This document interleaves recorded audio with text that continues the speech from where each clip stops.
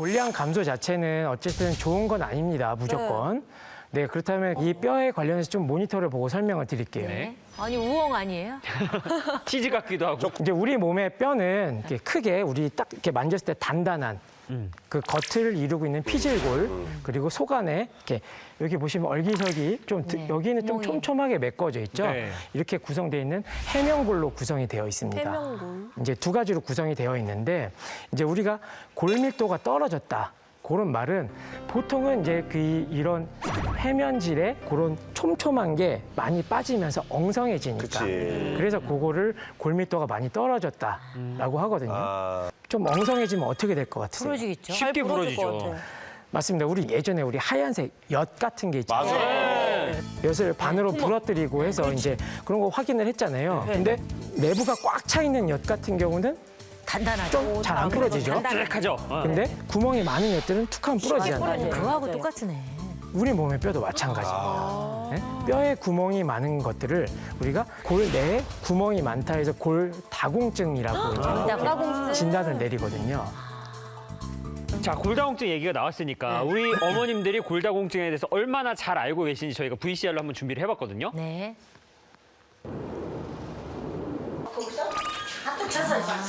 양청구다. 조용히 좀 해봐요. 여기 질문한디 저기야. 할머니 그러면 골다공증이 뭔지 아세요?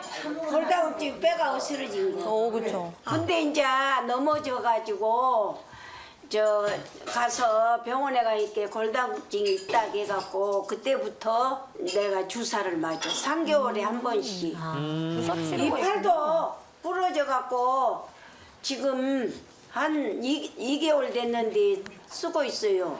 골다공증은 그 주사를 맞아. 다들 주사를 맞거든요. 주사 맞으세요? 골다공증 주사. 약을 먹으려면 안 되더라고. 약을 먹는 분도 있고 주사로 맞는 분도 있습니다. 내 친구는 여기 신월동 저기 사는데 걔는 여러 군데가 아픈 게 안 돼. 몇 번 수술했는데도 안 나신 거야. 수술도 여러 번 이렇게 세 번인가 하시고요. 4번 했을 거야. 걔는 온몸이 다 안 좋아.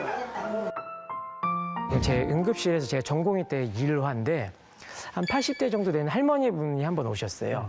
허리가 너무 아파서 오신 거예요. 그래서 이제 엑스레이 찍고 봤더니 척추뼈가 좀 이렇게 무너져 있던 거예요. 보통 저희들은 이런 경우는 보통 이제 엉덩방아 찍거나 네. 그런 경우에 이제 많이 척추뼈 그렇죠. 압박 골절이 좀 생기거든요. 그래서 다치셨어요? 넘어지셨어요? 제가 계속 여쭤봤죠.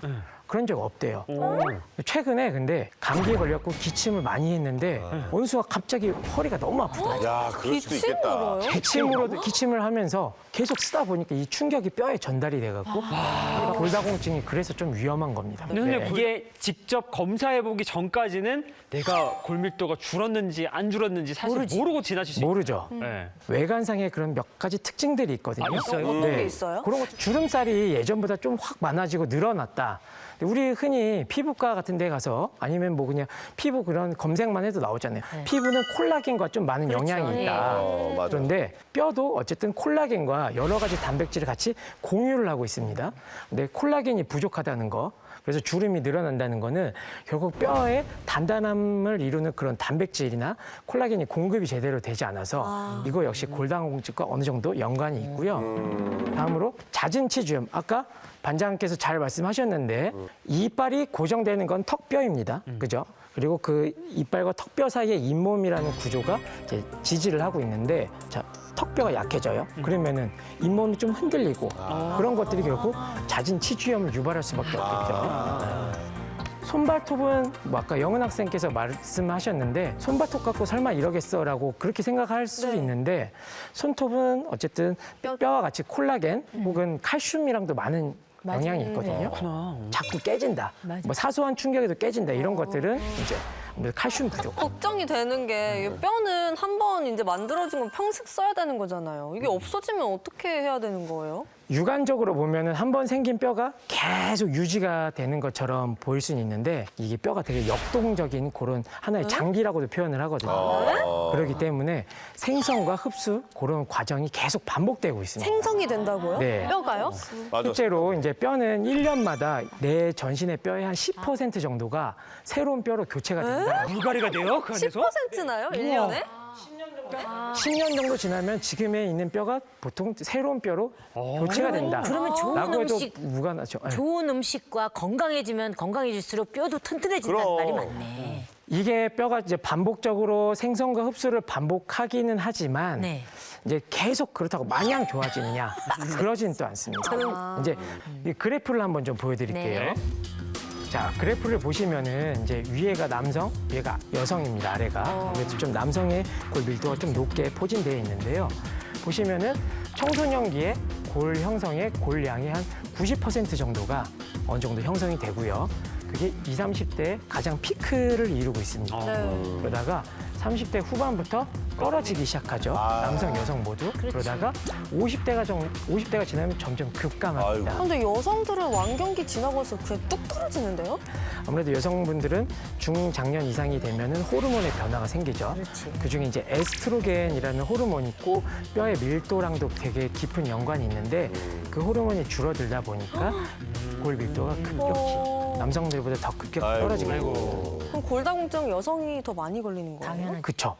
훨씬 더 많습니다. 빈도가. 이렇게 골 밀도가 낮아져서 골다공증이 생겼다라고 했을 때 이 골다공증 자체는 어떻게 보면은 크게 문제는 아니에요. 근데 이 골다공증으로 부수적인 피해가 발생을 할 수가 있습니다. 한번 이렇게 골절이 되더라도 또 그 주변에 뼈가 부러질 가능성이 높아요. 자, 여기 영상을 한번 보시면은 이제 뼈가 딱 부러졌을 때 우리 아까 그 엿같이 딱 이렇게 딱 부러지는 게 아니고 으스러지듯이 이렇게 무섭다. 골절이 되는 경우가 많아요. 척추에 대한 예시지만 실제로 이 골다공증성 골절이 많이 호발하는 부위가 손목, 우리 많이 짚잖아요, 어르신들. 아니면은 이렇게 어깨뼈라든지 골반뼈 이렇게 넘어지시든지 그런 거. 고관절 같은 경우는 그 골절로 인해서 인공관절을 넣어야 되는 경우도 생긴다. 이제 대부분의 인공관절 수술이 이제 그 접착제 역할을 하는 골시멘트라는 거를 좀 써갖고 시멘트요? 단단히 고정하는 그런 역할을 좀 뼈와 인공관절 사이에 붙이거든요. 그 시멘트가 설마 그 집집대 시멘트는 아니죠? 아, 그건 아니죠. 근데 비슷한 시멘트는- 역할을 한다는 거죠? 그죠, 시멘트가. 그죠. 이 시멘트는 이제 항생제도 좀 섞여 있고 어쨌든 뼈의 강도랑 인공관절의 강도랑 다 고려해서 만든 시멘트인데요. 이제 본 케이스 같은 경우는 골다공증이 있으면서 이제 오다리가 좀 심해서 쭉 보시면은 저쪽으로 뼈가 많이 좀 빨았네요. 파여 있는 맞아. 이런 환자였습니다. 오다리가 저렇게 그래서 이분은 인공관절 하면서 이렇게 뼈에 시멘트를 넣었고 골 결손이 있는 부분들이 있어요. 네. 그 결손이- 채워주는 거구나. 그죠. 그 시멘트 이렇게 채워주는 거죠. 이렇게 해서 수술을 하긴 하는데 네. 그럼에도 불구하고 만약에 수술하고 이제 아이고 무릎 아파서 못하겠어 운동 못하겠어 안 걸을래 아 기운 없어 운동 못하겠어 이런 식으로 운동 안 하시는 분들 많거든요.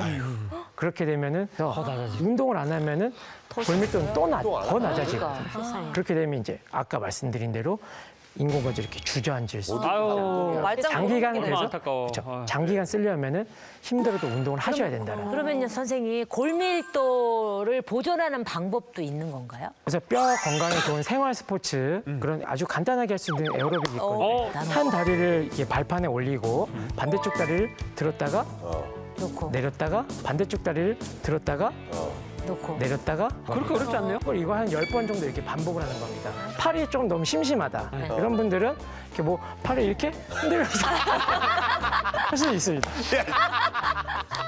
별로 운동같이 생각 안 되는데. 아니, 되게 힘들어요, 오래 하면. 오래 하면? 세트를 4세트, 5세트. 여기 뭐가 힘들어요? 아니, 잠깐, 그게 아니야. 올려야 올라가는 돼요. 거는 다리에 근육을 써서 올라가고 올라가 이렇게 반대쪽으로 또 올려요. 반대쪽 무릎을 올렸다가 올렸다가 다시 내리면서 내리면 땅을 3번에 내려요. 딸을 줍고 네, 다시 이렇게 올라가. 허벅지 힘으로 올렸다가 그렇지. 다시 내리고. 네. 근데 별로 운동 같지가 않은데. 더 올려야 되는데? 더 이렇게? 네, 그렇게. 아, 이게 아닌데 수가 없어요. 이게 이게 제대로 안 한다는 거야. 이게 이렇게 올라와서 여기 허벅지가 그러면은 그렇지. 이렇게 되면 여기 힘이 엄청 들어가요. 그렇지. 아, 이렇게 맞아요. 안 힘들어요? 힘든데 저거 벌써? 아니 근데 운동을 제가 꾸준히 하잖아요. 아니 저도 운동을 하는데 이게 자세를 제대로 하면 이렇게 하면 안 되고 동작 자체를 진짜. 전신 운동이 되게 하려면은 이렇게 해서 이렇게 올리잖아요. 이렇게 올리잖아요. 이런 식으로 올리는 거야. 이런 식으로 팔을 이런 식으로.